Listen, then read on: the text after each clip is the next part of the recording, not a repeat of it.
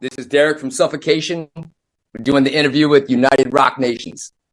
Yeah, thank you for this introduction, Derek, and I'm very, very happy to be with you in order to talk about this new album called HYMNS from the Apocrypha. This album will be out in November the 3rd. Yeah. By Nuclear Blast. So before talking about this album, I want to have your feeling, your state of mind,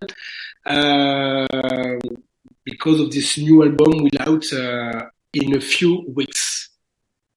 Yeah, we're really happy with it. There was so many. I feel Suffocation as a live band. If you've ever seen us live, I feel that's where we shine. You got plenty of studio bands that real comfortable in the studio and less comfortable on stage. I find that we are very comfortable on stage, and me personally, I don't care for the studio. I've had a few that I was like, oh, okay, this went okay. But it always feels like some weird pressure, like, oh man, this really matters. And I feel like an overweight of pressure to make sure I do good or to make sure this came out good. And along the way, when things don't work the way you thought, it puts a negative mark and your brain goes, So along the way, recording this record, we had our share of little interesting scenarios. But all in all, like I said, I would go, hey, man, this is great. Oh, shit. Hey, man, this is great. Oh, shit. And on the end, I ended with, hey, man, this one's going to be great. But for me, I think the record's really good. I think the songs are good. I think the performances are good. And I think the production is good. So if you can hit, songs, yes or no, performances, yes or no, production, yes or no. If you can hit any two out of those three, it's going to be okay. I think we did all three. Everyone played good. I think the songs are good. And I think the production's good. The production's great. And all in all, I think it's one of my favorite records of the band. So, yeah, at first I was a little scared. And now I think, yeah, this is going to be good. Okay. So we could say that you are very proud of this new album from Suffocation. I'm happy. At the end of the day, I'm happy. So I listened to it, and it's not because I'm with you for this interview. I found it very good too. Nice. Yes, the production, the timing, the song, the track list, very, very good. And I want to talk to you about the song you choose for the video clip. This is Seraphim Enslavement. Seraphim Enslavement. I want to know why this song. And the second question in this question, the clip video is amazing. We love the video. Amazing. We love the video. The video amazing. Is awesome. The picture, the photography, the realization, the color. So could you explain to us in the second part of this question, how do you do to make this video clip, and what's the meaning? I think to go from the first part of it, why this song? Funny answer. It's the first song we wrote. Okay. So everyone knew it.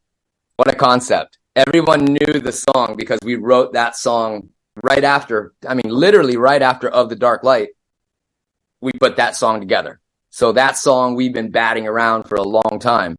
And, we said, hey, man, this is another funny thing. It's slight sidetrack, but along the same lines. Most bands will record and put their best foot forward. They will show the world their very favorite thing first. Suffocation is somehow wired backwards. That is one of my least favorite songs on the album. The thing we show the world first is like low for me of the record. So in my subconscious, we have nowhere to go but up. The next single they hear, they're going to like more. The next single they hear, they're going to like more than that. And then when the album comes out, most bands, they'll put out something so good that you only have down to go. Okay. So for us, I think we have, and not intentionally, but I think that's what we did. I love the video. The video, if I had to be a critic as a musician, the transitions are too fast.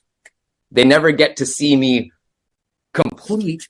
They never get to see me complete a part. It's just this guy, this guy, this guy, this guy, this guy, this guy, and it's very entertaining. But I want to see we're playing difficult music. I mean, literally for that video, you could just hold your neck, you know, because the camera just is jumping so fast. The only time you really get to see the work is the solos. And I was hoping that you would see more of our musicianship, but I have to agree with the production, the video producer. He said, fuck you, it's entertaining. And I said, you're right. It is. It's entertaining the way it's very fast paced. But yeah, so we chose the song because everyone knew it. And it was the oldest song, you know, because sometimes at the last minute, you're putting together songs for the record. There were 2 or 3 songs that were put together really fast at the end of this production. So we couldn't choose those songs, even if they came out great, because not everyone knew them. Luckily, the drummer and the singer always know everything because it's finite. We have to, if I only had to play the right hand, I could play every song on the album. But is it the 4th fret or the 3rd fret or the 5th? You know, like, so to go back, the drummer has to know the rhythmic part. The singer needs to know the rhythmic part and the words. We need to know the rhythmic part and the melodic part. So if I fuck up where on the neck my left hand is, it sucks. So I can make it through the album with my right hand, no problem. But when it comes to knowing every little nuance and every note, it's going to be some work. So, but yeah, we're very happy with it. And it was very well received. We were also really concerned, you know, first album without Frank Mullen. Everyone really, I mean, you get your, you know, 2% people that know Frank, know Suffocation. Well, guess what? Frank hasn't been writing music in 20 years. They don't realize that I write the lyrics and he comes in and does them. And God love Frank. Everyone, Frank is the best. We love you, Frank. Frank is the best guy in the world, but he chose to step down. And hey, Ricky was the best possible replacement. And if you hear the live album, you hear Frank pass the torch to Ricky, you know, hey, this is the last time I'll be up here, but keep an eye on this band. The band's not going anywhere. Ricky's going to do a great job. And he did. So 98% of the people, wow, vocals are a beast. This is killer. And we love Ricky's vocals, man. He really, really turned it on for this. So good. About this new album, could you tell me more about the concept? Is there a concept? And if yes, yeah, there's a concept. You know, with the last record, I was doing the major lyrical part of it. Frank had, you know, wanted to perform, but didn't really care too much to put the lyrical content. And that's fine. You know, some guys are performers, some guys are writers. I'm very lucky that I was able to, you know, 20 years ago when I joined Suffocation, I said to the guys, hey, I write lyrics. And they're like, really? And so the last few albums, I had a big part in writing the concept. When Ricky took over, he was very concerned. You know, hey, man, I just want to make sure I don't take the ball and go way out left. You know, I want to make sure that I'm still doing it along the lines of Suffocation. So when Ricky was handing in everything, it was very conceptual and it fit. And to me right now, off the top of my head, I was too busy to focus on producing the record. Terrence and I captured all the tracks right here in our home studio and sent the tracks out to be mixed.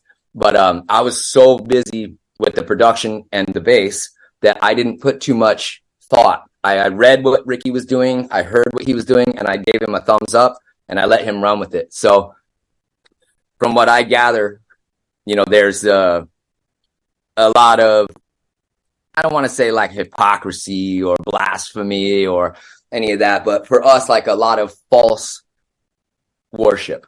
You know, people live their lives praying to something that they can't see, and that's okay. You know, if your faith works for you, go with it. But for us, we're more like, you know, you're praying to emptiness. And Ricky's perception was that he is, from what I gathered, and I could be entirely wrong. Sorry, Ricky. What I gathered was that, you know, when he hears others praying and says, I'm not your God. It's like he's a God, but not the God that they think they're praying to. And he's able to hear them and misdirect them. It's almost a little trickery. So it sounds a little bit like the devil doing tricks. So all in all, we wanted mysterious, dark, deceptive. And like I said, everything that he presented to me, he did present me everything time and time again and said, hey, is this okay? Is this okay? I know you've been doing it. I want to make sure that I'm not, way the fuck over here when this is the way you guys have been. So at the end, I really think he did great. And Charlie actually stepped up, our second guitar player, our other main guitar player, Terrence obviously being the long-standing guitarist, Charlie being the other right-hand man. Charlie stepped in and did a lot of work with Ricky lyrically, where I used to step in and do the work with Frank. So everybody's really pulling their weight. So I think it's going great. Okay. So for this album, this is the second time that Suffocation worked with Christian Donaldson. So I want to know what Christian bring more to Suffocation since you work with him, and what happened with this collaboration for this second time? Christian's awesome. We've known Christian forever, since he joined Cryptopsy a million years ago. Suffocation and Cryptopsy would tour all over the world. He was a good friend of ours. Terrence, being a studio guy, would always, compare and learn from each other. Probably mostly us learning from Christian, being that that's his forte and he's been doing it for so long. We knew that he was very easy to get along with, very professional. Everything we had heard that he had done was great. We like it, and it's funny, again, the 2% people that think, oh, this production's terrible. And it's like, wow, what the fuck are you listening to? What are you listening to it out of? A little, speaker this big, maybe the AirPods or whatever. But for us, we think the production slams. But, some people don't like it. That's fine. Maybe it's a little too overproduced for some. But for us, we want it to hit you in the face and, be loud, clear, punchy. So working with Christian was a no-brainer for us. I had sent the live album tracks out to a few different engineers to get some test mix back. When Christian Donaldson sent back his test mix of the live album, we were like, wow, this is fucking great. Really punchy, still feels natural, but still feels modern.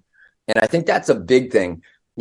If you go for a classic sound, you get kind of left behind when you got all these modern bands. And also you can see how that can fail also when these bands go so modern, when they overproduce the performance, when they edit the fuck out of the performance. It's like, man, the guy's such a good drummer. Why are you cutting him up?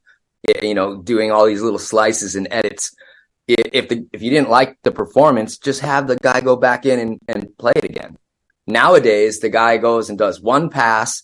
The engineer goes, go home, and the engineer cuts it up, puts everything quantized to a grid, and it really steals the soul from it. And we heard a little bit of that on our last record. They did stuff that they didn't need to do.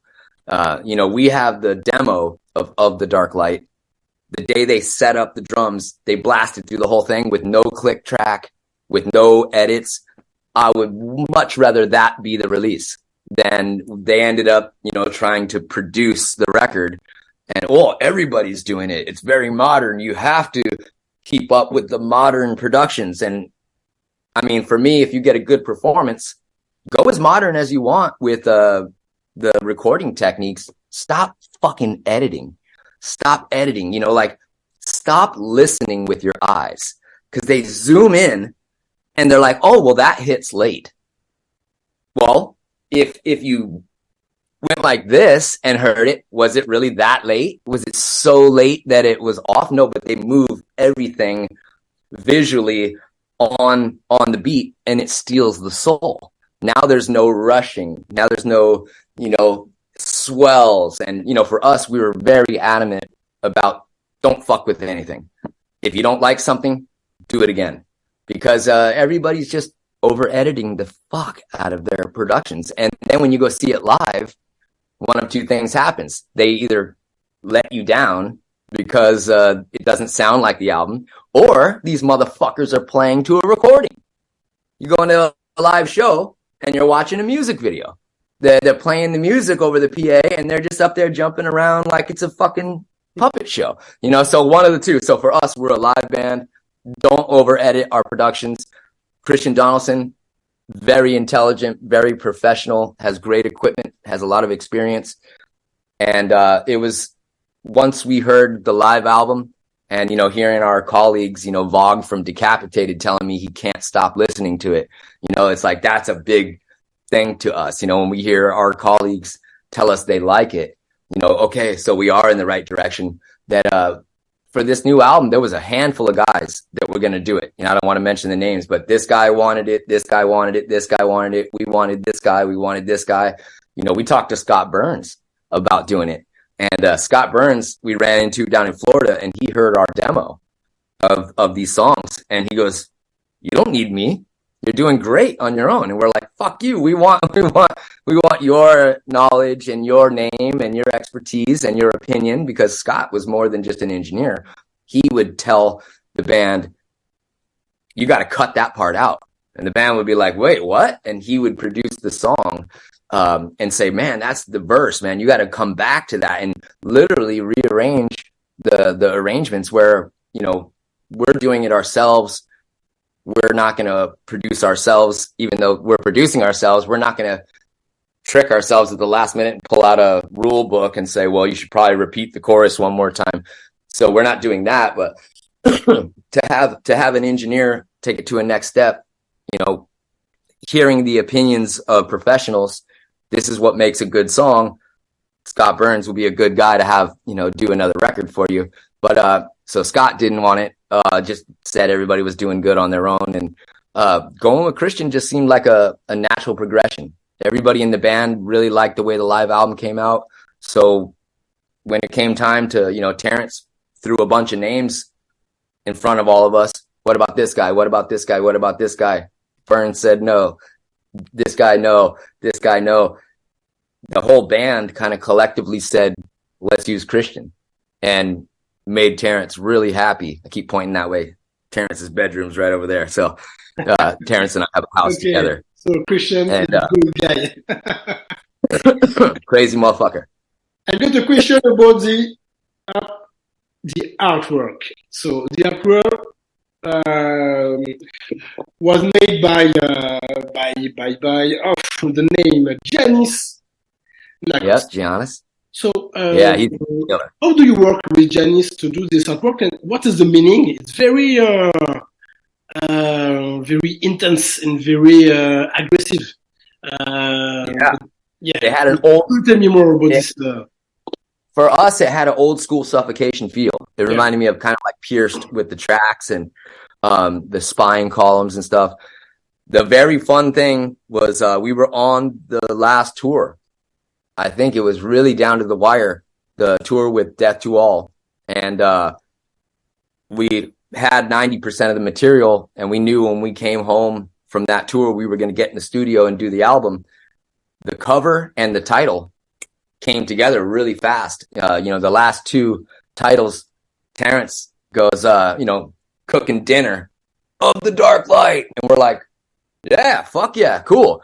And then the other time, you know, he's over there rolling a joint. He's like, Pinnacle of Bedlam. And we're like, fuck yeah, you know, but this one, we were kind of throwing the ideas around, and it gets to the artwork here next. You know, I was trying to think of, you know, what are we doing? You know, we're playing the music. We're a theme to what? And I was trying to say like a construct. We're constructing constructs of something, you know, or, you know, manufacturing the blah, blah, blah. You know, like this is what we're doing. And then Ricky in his back pocket had Apocrypha because he had been doing a lot of reading and the redactions from, you know, holy writing where they draw a line through it and you're not allowed to see what they were actually talking about. So it's like a redaction. And the Apocrypha is like the hidden meaning stuff. And so when I was trying, you know, constructs of the Maleficent and, you know, misconstrued constructs, and all these things. All of a sudden, nothing was sticking. And we were on tour. We were in the tour bus. And I said, what about hymns? We're playing music. It's the song that represents, we're singing the hymn of what? And all of a sudden, Ricky throws in the hat Apocrypha. And we were like, oh, yeah, hymns of the Apocrypha. And we're like, everybody does of. So what about from? And so we basically, all five of us, and maybe a couple of the techs, drum techs and guitar techs or sound guys or whoever we had out with us, we were all batting these ideas around while driving from town to town. And the name of the album was born. And as soon as we had the album title, the next thing, Terrence was like, okay, now who the fuck's doing the artwork? Because, as soon as we come home from this, we're going to go in the studio and do this record. Now that we have a title that we agreed, how can, we made it together. Who is going to do the artwork? And we thought of everybody, okay, Dan Seagrave, he's done a bunch of famous Suffocation covers, and, the Japanese guy that did the Pierce from Within, that's a funny story. That guy was so offended that he cut contact with the band. The tablet that he made it on broke. And he was so offended that his masterpiece was damaged that he just, so he was out. You can't talk to him anymore. He's just killed himself over it, and he's like, took the knife. Anyway, so we had used Giannis for a couple of t-shirt designs, and he was, again, just like Donaldson, very easy to work with, someone we already knew, someone we liked very much. And I said, okay, Ricky was talking to him, and I said, I got it. I'll throw together a really, really basic non-disclosure agreement, and we'll send him the lyrics to maybe a couple of the songs so he can read these words and envision something. So he sent back the non-disclosure agreement signed. We sent him over the lyrics, and literally that was like in the morning. The following day, in the evening, he sent us back that. And we were like, what? Apparently he works very fast. So he did that like literally in a day. We were like, holy shit, good shit, and we just took it. We didn't make him edit. We didn't say, oh, well, can you change that? No, we just said, fuck it. That's masterpiece. Let's go with it. And if you've seen any of the other artwork, also super good. We'll be making all the big backdrops and stage scrims and stuff with all the artwork that he made throughout the album cover. So, Giannis, you're the man. Perfect. So, last question, because only 4 minutes left, because the interview. I talked too much. Yeah. You will be on Europe for the promotion tour in January. So, nice. I see behind you a picture of Paris and a picture of London. Isn't that fun? Yeah. We live a very world life. Yeah, I thought of that. I go, oh man, I wonder if he's gonna pick up on the. Good. So, what about this tour? Are you happy to? I think you're happy to come back in Europe with 3 gigs, I think, in France. And one in Toulouse, where I live. Anything close to you? Yeah, you come out? Yeah. So I come. Yeah, I'll have a beer. I was there. I was there the last summer when you were in Toulouse at the Connection Lab. So I will be there. Sure. I will be there in January. Come on out. Make sure come down early. We'll make sure you're on the guest list. Oh, come yes. have a beer. Sure. Please, Sure. I want to meet you again. Two friends. Yeah. And you will be in this tour with Zangizabonga, with Enterprise Earth and Organic Tommy. So, yeah. It's gonna be good. Yes. So, just what you're feeling about this future tour in Europe in next year? We love getting over there. We've got a really good crew, European crew. Plus, we bring some of our American crew guys that are lifetime guys that can't wait to get back over to Europe. We always have a great time. The people are always happy to see us. We love performing for them. So, getting over there with some of the newer bands, South Sigabog and Enterprise Earth. these are brand new or newer bands. So we're trying to bring also, obviously, Suffocation, old school people, but bring out some of the younger generation that don't necessarily know. They know who Suffocation is by reputation, but they don't know it, you know. So getting back over to Europe with some younger bands, this will be a really good tour. We're looking forward to it. And then again, we'll be back in the summer for festivals. Thank you very much, Derek, for your time and for all your answer to my question. So this new album, HYMNS from the Apocrypha, will be out in November the 3rd, and for the live, for you, European guys, you have to see Suffocation because the live, it was amazing. I don't know how do you do to play as well better, I think better than in I think so. Yes, in studio desk. I think it's better in live than in studio. I don't know I agree. what to do. I agree. Sure, I agree. Sure, I feel like the natural energy. Yeah. You know, we get to feel it in the studio. My joke, vulgar joke, is the studio is like fucking a blow up doll. You know, going on stage is like a woman. You know, it interacts differently. You know, in the studio is very stale. Like you have to kind of feel it. And when you're on stage, you're forced to feel it. You know, this is not just us. This is us with the energy of the people. Where in the studio, it's just you. So me and the blow up doll versus me and the woman. You know, so it's a different. It feels better on stage. You know, because you get interaction with the crowd. You're interacting with a fucking computer. You know, it's not the same. You know, you're, oh, hey, did I do good? Asking the computer. Yes, you know, like it's weird. Okay. Yeah. So we like it live. We like it live. Yeah. So super. Yeah, it was a very good interview. Thank you so much, Derek. And, thank you. Good success with this new album, and see you in January in Toulouse. Thank you, brother. We'll see you very soon, man. Thank you, and please come down to the show. We'll get you on the guest list, and let's go have some beers. Okay. Thank you.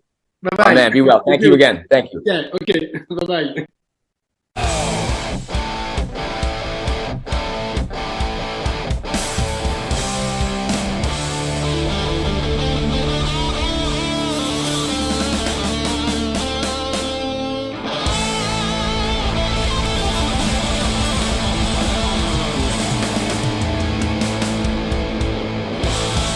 Ha ha ha!